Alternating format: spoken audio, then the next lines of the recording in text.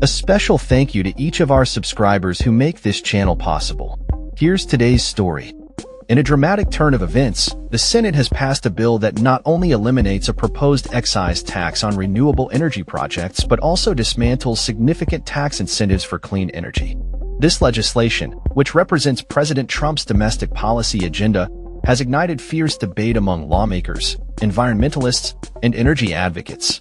The excise tax, initially included in the bill, was set to impose a financial burden on wind and solar projects that utilized materials from certain foreign countries, specifically China. This tax was projected to increase energy prices for consumers by 8% to 10% and could have cost the renewable energy sector an additional $4 to $7 billion by 2036. According to the American Clean Power Association, the removal of this tax was crucial in securing support from Republican Senator Lisa Murkowski of Alaska, who had expressed concerns over its impact on the renewable energy industry. However, the bill also includes a significant concession. It will phase out tax credits for wind and solar energy development at a much faster pace than previously proposed. Projects that have already been planned and financed will still be eligible for tax credits if construction begins before June 2026 or if they become operational by the end of 2027. This marks a substantial change from the original timeline, which allowed for tax credits to remain in effect until 2032. Environmental groups have voiced strong opposition to the bill, arguing that it effectively stifles the growth of clean energy projects at a time when the U.S. desperately needs affordable energy solutions.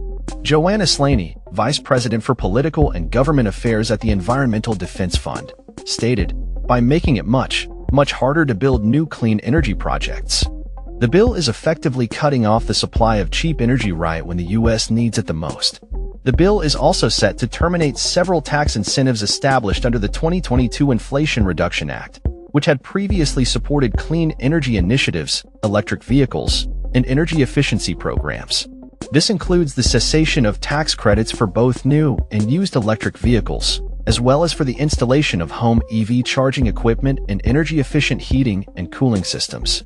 Moreover, the Greenhouse Gas Reduction Fund, which provides crucial funding for projects aimed at reducing pollution and greenhouse gas emissions, will also be eliminated.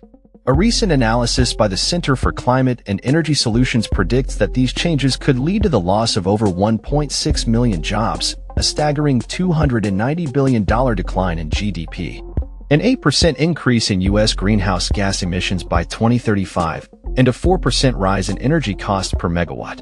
Stephen Nadell, Executive Director of the American Council for an Energy-Efficient Economy, expressed concern over the implications of the bill, stating, "The bill will raise energy costs and make it harder to keep the lights on.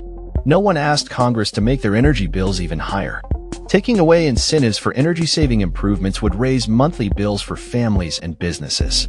The bill is now headed to the House, where Speaker Mike Johnson is eager to meet a self-imposed July 4th deadline to get it to President Trump's desk. Any changes to the Senate version would require a conference committee to reconcile differences, a scenario that Murkowski seems to prefer, as she acknowledged that the bill is far from perfect.